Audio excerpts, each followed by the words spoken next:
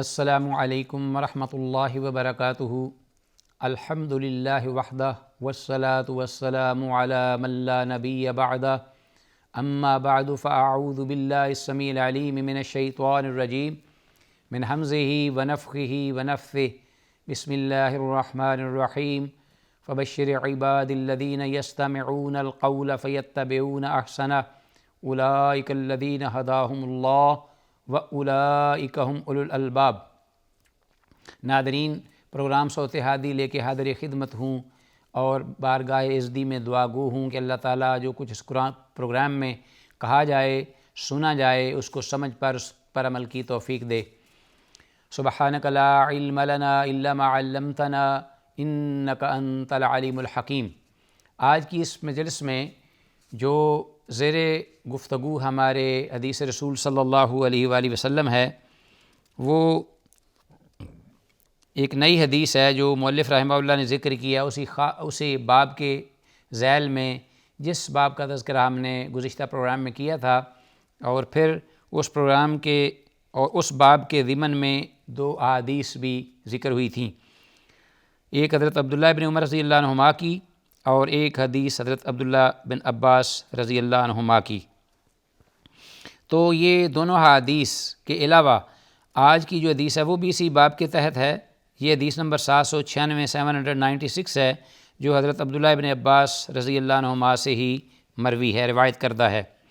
میں چاہوں گا کہ حسب معمول ایک بار باب کے الفاظ آپ کے گوش گزار کرتا چلوں، تاکہ آگے آنے والی حدیث میں جو موضوع ہے اس کو سمجھنے اور سابقہ جو گفتگو اس کے ساتھ آج کے سبق کے ساتھ باہمی رابطہ اور تعلق قائم ہو سکے۔ باب استحباب الرمل فی الطواف والعمرۃ وفی الطواف الاول فی الحج۔ حج یا عمرہ، اس کے طواف، پہلا طواف، طواف قدوم یا طواف تحیہ، اس میں اگر آنے والا شخص جب مکہ آتا ہے، داخل ہوتا ہے، تو اس وقت جب وہ طواف کرتا ہے تو طواف کے لیے اس کو پہلے 3 چکر میں رمل کرے گا، جو کہ مردوں کے لیے، عورتوں کے لیے نہیں۔ پہلے 3 چکر، اور پھر یہ ہے کہ یہ 3 جو 7 میں سے چکر ہوں گے یہ مرد کے لیے ہیں، اور وہ بھی جو رکن یمانی اور حجر اسود کے علاوہ جو مقام ہیں 3 جہتیں، وہاں وہ رمل کرے اور اجتباء کی صورت میں۔ تو یہ جو اپنا مؤلف نے ذکر کیا ہے باب، اس کے تحت آج کی حدیث 796 حضرت عبداللہ بن عباس رضی اللہ عنہما سے مروی ہے، کہتے ہیں انما سعى رسول اللہ صلی اللہ علیہ وسلم بالبیت وبین الصفا والمروہ لیری المشرکین قوتہ، کہ رسول اللہ صلی اللہ علیہ وسلم نے جو سعی فرمائی بیت اللہ کی، وبین الصفا والمروہ، اور صفا اور مروہ پہاڑیوں کے مابین جو آپ دوڑے، آپ نے چکر 7 لگائے، تو یہ آپ صلی اللہ علیہ وسلم نے کس لیے یہ کام کیا؟ لیری المشرکین قوتہ، تاکہ وہ آپ دکھائیں مشرکین کو اپنی قوت کا مظاہرہ کریں، طاقت کا مظاہرہ کریں، جس طرح کہ پہلے میں نے ذکر کیا ہے۔ حدیث نمبر 795 میں حضرت عبداللہ بن عباس رضی اللہ عنہما کی حدیث ہے۔ یہاں حضرت عبداللہ بن عباس، آپ کو یاد ہوگا کہ وہ اس موقف کے حق میں ہیں کہ جو حج اور عمرہ میں طواف کافی ہے، سعی جو ہے وہ درست نہیں، لیکن یہاں خود ہی وہ حدیث ذکر کر رہے ہیں حضرت رسول مقبول صلی اللہ علیہ وسلم کے حوالے سے کہ آپ صلی اللہ علیہ وسلم نے جو سعی فرمائی طواف کے بعد، اور پھر صفا مروہ کی بھی سعی کی، تو انہوں نے اس بات کا خود ذکر کیا ہے، اس بات کا کہ آپ نے یہ کام عملاً کیا ہے۔ باقی یہ ہے کہ انہوں نے اس کی علت بھی بیان کر دی ساتھ، کہ آپ نے یہ جو عمل فرمایا وہ اس وجہ سے تھا، گویا کہ یہ رمل اور یہ سعی جو ہے وہ اس لیے کہ جو دشمنان دین ہیں، یا کفار یا مشرکین یا منافقین یا دیگر نان مسلمز، ان کے دلوں میں مسلمانوں کی داغ بیٹھ جائے کہ مسلمان کمزور نہیں رہے، مسلمان قوت اور طاقت میں ہیں۔ یہ انہوں نے ساتھ اس کی علت اور وجہ بھی بتا دی یا بیان کر دی۔ ناظرین، یہاں جو بظاہر حدیث سے معلوم ہو رہا ہے وہ یہ ہے کہ لیری المشرکین قوتہ، کہ صفا مروہ کی سعی یا بیت اللہ کے ارد گرد جو رمل ہے یہ، تو اس کی صرف محض جو اصل وجہ تھی وہ دشمنان دین کو مرعوب کرنا ہے، لیکن یہ بات درست نہیں ہے کہ محض صرف اسی علت میں اس کو محصور کر لیا جائے سعی بین صفا والمروہ کو، بلکہ اس کے علاوہ بھی کئی ایک اسباب تھے کہ جس بنا پر جن کا باقاعدہ ذکر ہوا ہے، اور یہ سمجھا گیا ہے کہ اس وجہ سے یہ سعی جو ہے وہ کی جاتی ہے۔ ایک تو یہ ہے کہ حضرت ابراہیم خلیل علیہ السلام ان کے دور سے ہی یہ سعی بین صفا والمروہ یہ مشروع تھی اور وہ کیا کرتے تھے۔ باقاعدہ اس بات کا ذکر آیا ہے کہ ابراہیم خلیل حج کے مناسک کی ادائیگی کے لیے جب صفا اور مروہ کے مابین جب دوڑنے لگے یا چلنے لگے تو اس وقت جو شیطان لعین ہے وہ ظاہر ہوا اور اس نے اللہ کے خلیل کے سامنے آگے دوڑ لگا دی۔ جب وہ اس نے دوڑ لگائی تو اس وقت حضرت ابراہیم خلیل علیہ السلام انہوں نے بھی اس کے پیچھے دوڑ لگائی، یہاں تک کہ اس کو مات دے دی اور آپ سرپاس کر گئے اس کو اور آگے بڑھ گئے حضرت ابراہیم خلیل۔ تو اللہ کو شاید یہ ادا پسند آئی اور یہ سعی بین صفا والمروہ جو ہے یہ اس کو مشروع کیا گیا۔ اور اسی طرح حضرت امام بخاری رحمہ اللہ نے بھی اس بات کو ذکر کیا ہے کہ جو سعی بین صفا والمروہ ہے اس کی ایک وجہ حضرت حاجرہ جو کہ حضرت اسماعیل علیہ السلام کی والدہ محترمہ اور حضرت ابراہیم خلیل اللہ کی زوجہ محترمہ ہیں، جب ان کو اس وادی بیاب و گیا میں اللہ کے حکم سے بسایا گیا، کیونکہ جہاں یا نہ پانی تھا، نہ کوئی اور درخت کا نام و نشان تھا، نہ کوئی اور آبادی تھی، تو اس وقت حضرت ابراہیم خلیل ان کو چھوڑ کے جب گئے تو کچھ وقت کے لیے تو ماں کی مامتا اس کو برداشت کرتی رہی اور بچے کو بھی دودھ ملتا رہا اور کھانے کی چیزیں بھی پینے کی بھی موجود رہیں، لیکن جب ختم ہوئی تو اس وقت وہ آزمائش کا سلسلہ شروع ہو گیا جس کا آج کا مسلمان یا ہم جیسے لوگ جو ہیں وہ اس کا تصور بھی نہیں کر سکتے۔ لیکن اللہ کے خلیل کے گھر والے ایمان یا اس جو اسٹیڈ فاسٹنس ایمان میں جو تھی ثابت قدمی اس پہ اس قدر آگے تھے کہ وہ پوری اپنی ہی امت بلکہ امت محمدیہ صلی اللہ علیہ وسلم کے لیے بھی مشعل راہ ہے قیامت تک کے لیے، کہ جب انہوں نے پوچھا من امرک ان تترکنا بارض لیس فیہا زرع ولا ماء، کہ اے ابراہیم آپ کو کس نے حکم دیا ہے کہ آپ ہمیں ایسی جگہ پر چھوڑ کے چلے جائیں کہ جہاں نہ پانی ہے، نہ کوئی کھیتی ہے، نہ کوئی درخت ہے، نہ کوئی سرسبز و شاداب کوئی چیز نظر آتی ہے۔ تو اس وقت ابراہیم خلیل اللہ نے اپنی نگاہ آسمان کی طرف اٹھا کر صرف اتنی بات کہی امرنی ربی، میرے رب نے یہ حکم دیا ہے۔ تو اس پر وہ وفاشار جو اللہ کی بندی تھی اس کی زبان سے بھی یہی بات نکلی کہ اگر یہ بات ہے تو پھر آپ جائیے، ہمیں آپ کی ضرورت نہیں، فَإِنَّهُ لَن يُضَيِّعَنَا، کہ اللہ ہمارا پروردگار جو آپ کا ہے وہ ہمارا بھی ہے، وہ ہمیں کبھی بھی رسوا نہیں کرے گا، ہمیں کبھی ضائع نہیں کرے گا، ہم اسی کے دروازے کے محتاج ہیں اور فقیر ہیں، سوالی ہیں۔ تو ان حالات میں کچھ دیر تک یہ سلسلہ چلتا رہا۔ جب آزمائش کا سلسلہ شروع ہوا تو اس وقت کہ انسان ضعیف البنیان اور پھر ماں اور پھر بچے کی سسکتی ہوئی پیاس سے شدت سے کربناک آہیں انہیں دیکھ کر دوڑ پڑیں، کبھی ادھر کبھی ادھر صفا اور مروہ کے مابین اور اللہ کی بارگاہ میں التجا کرتے ہوئے، تو اللہ کو یہ بھی ادا بڑی پسند آ گئی۔ امام بخاری رحمہ اللہ نے یہ ذکر فرمایا ہے کہ ان کا یہ دوڑنا بھی سعی کا ایک سبب ہے جو کہ قیامت تک کے لیے مشروع ہے۔ تو بہرحال حضرت عبداللہ بن عباس رضی اللہ عنہما نے ایک وجہ ذکر کی ہے سبب، جس کا مطلب یہ ہرگز نہیں کہ کوئی اور سبب یا وجہ نہیں ہو سکتی سعی کی، بلکہ اس کے علاوہ اور بھی دیگر اسباب ہو سکتے ہیں جو کہ شریعت طاہرہ کی باریکیوں سے سمجھے جا سکتے ہیں۔ آتے ہیں آگے، حدیث نمبر ہمارے پاس 797 ہے، اور وہ ہے طواف میں دونوں ارکان یعنی یمانی کا چھونا مستحب ہے۔ حدیث نمبر 797 ناظرین، میں چاہوں گا کہ اس حدیث کی جو نص ہے اس کو ذکر کرنے سے پہلے باب کے الفاظ، کیونکہ باب کے الفاظ کا جو ذکر ہے یہ بڑا اہم ہے اور اس کو سمجھنا۔ مؤلف رحمہ اللہ حدیث یا احادیث، ایک سے زیادہ احادیث کو ذکر کرنے سے پہلے باب مختصر سا چند الفاظ میں ذکر کرتے ہیں جو کہ عنوان ہوتا ہے ان مسائل اور ان احکام کا کہ جو حدیث میں درج ہوتی ہیں۔ اور اس کی طرف باقاعدہ اشارہ کیا جاتا ہے، جیسا کہ محدثین کا یہ انداز ہے۔ جملہ محدثین جو ہیں وہ اپنی کتب احادیث میں جو اپنی ترتیب رکھتے ہیں وہ ابواب کا ذکر کرنا، پھر اس کے تحت فصلیں، فصول، اور پھر احادیث کا ذکر۔ تو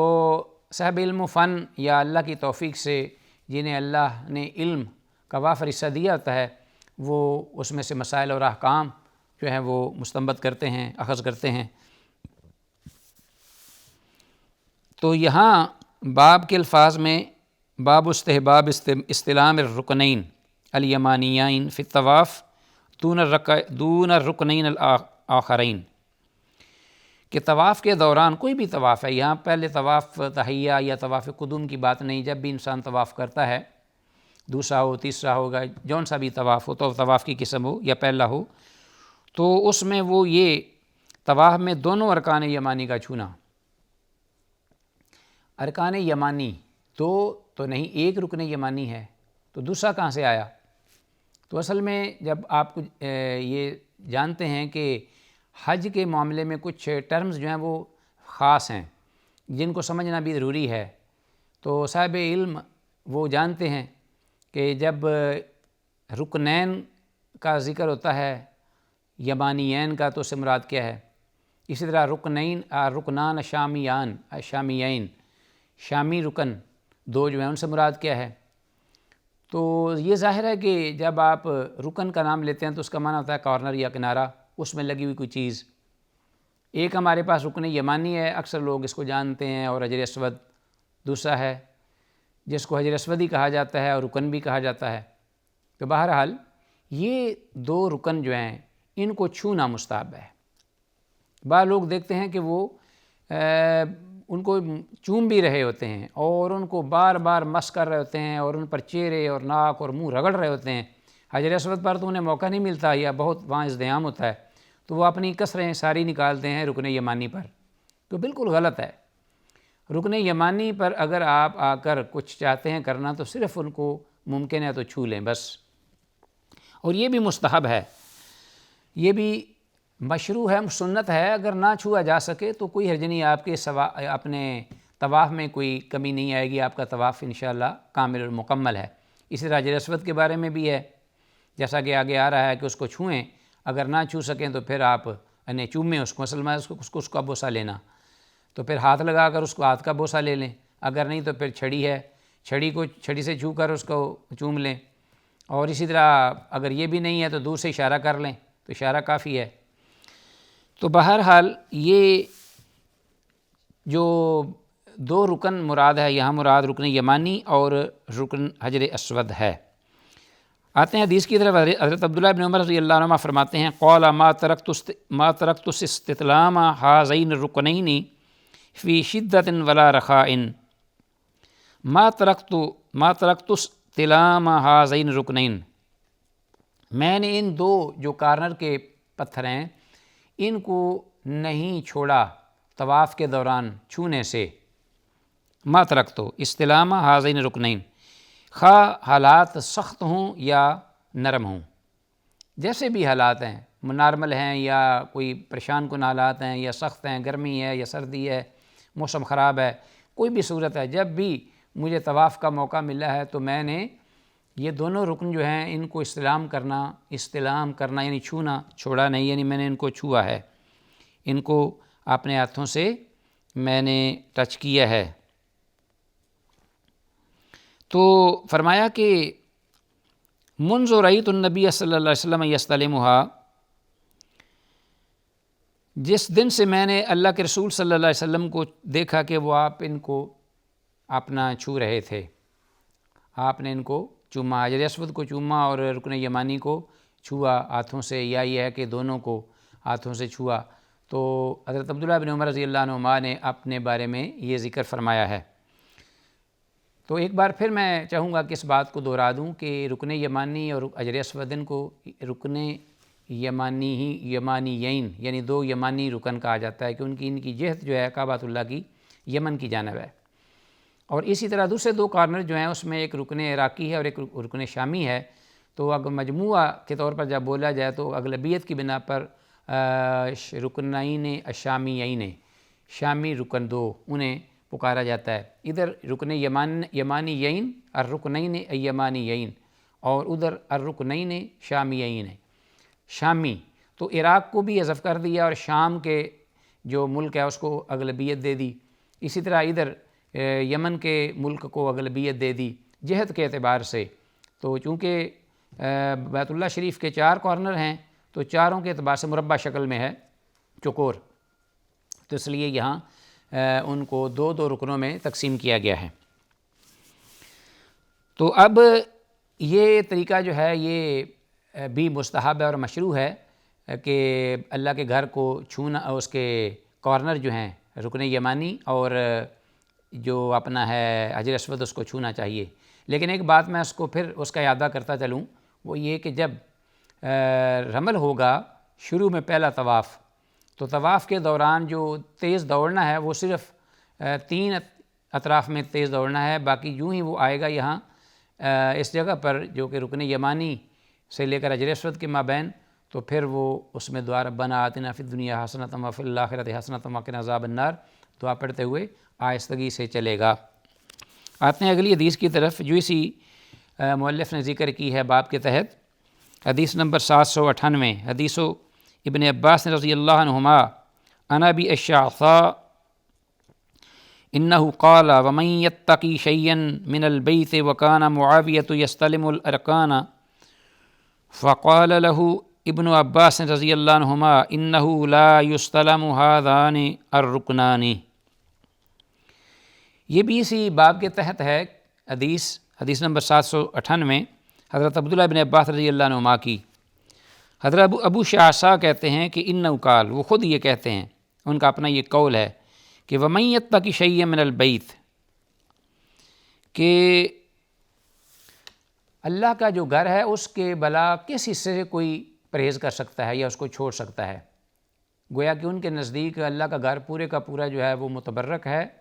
اور وہ اس کے لیے تبرک اس سے حاصل کرنا یہ درست ہے اور جائز ہے اور صحیح ہے۔ پہلی تو وہ بات یہ کرتے ہیں۔ تو اب ان کا مقصد کیا ہے کہ اب اگر یہ صورتحال ہے تو پھر بیت اللہ کے جو چاروں کونے ان کو استلام کرنا چاہیے، ان کو چھونا چاہیے اور چھو کر آگے نکلنا چاہیے، جانا چاہیے۔ تو اس کے بعد وہ کہتے ہیں کہ وکان معاویۃ یستلم الارکان، حضرت امیر معاویہ رضی اللہ تعالیٰ عنہ وہ چاروں کونے بیت اللہ کے ان کو وہ چھوتے تھے، ان کو مس کرتے تھے ہاتھوں سے۔ فقال له ابن عباس رضی اللہ عنہما، حضرت عبداللہ بن عباس رضی اللہ عنہما نے ان سے یہ فرمایا کہ انہ لا یستلم هذان الرکنان، کہ یہ جو شامی اور عراقی رکن ہے اس کا استسلام یہ درست نہیں، نہ جائز ہے، نہ اس کا کوئی ثبوت ہے، نہ اس کی کوئی دلیل ہے، نہ اس سے پہلے کسی کا کوئی عمل دیکھا گیا ہے۔ تو یہ حضرت عبداللہ بن عباس رضی اللہ عنہما کی بات تھی، حضرت امیر معاویہ رضی اللہ عنہ کی، اور ابو شعثاء جو ہیں ان کا یہ اپنا قول اور ایک رائے تھی۔ وہ چاہتے تھے کہ بیت اللہ کا کوئی بھی گھر کی کوئی بھی جگہ یا کونا جو ہے وہ چھوڑنے والی چیز نہیں، بلکہ وہ باعث برکت ہی ہے اور اسے تبرک حاصل کرنا چاہیے۔ جبکہ حضرت عبداللہ بن عباس رضی اللہ عنہما وہ آ کر اس بات پر آڑے آئے اور انہوں نے کہا کہ نہیں، یہ 2 رکن جو ہیں ان کو نہیں چھوا جائے گا، باقی رکن یمانی اور حجر اسود ان کا چھونا جو ہے یہ ثابت ہے اور یہ مسنون بھی ہے، مستحب بھی ہے۔ تو ناظرین انشاءاللہ اس پر بقیہ کچھ گفتگو ہم اپنے آئندہ پروگرام میں کریں گے۔ تو وقت کی قلت کے باعث ہم اجازت چاہتے ہوئے دعا گو ہیں کہ اللہ تعالیٰ جو کچھ کہا سنا ہے اللہ تعالیٰ اس پہ عمل کی توفیق دے۔ ھذا ما عندی واللہ اعلیٰ وعلم بالصواب۔ السلام علیکم ورحمۃ اللہ وبرکاتہ۔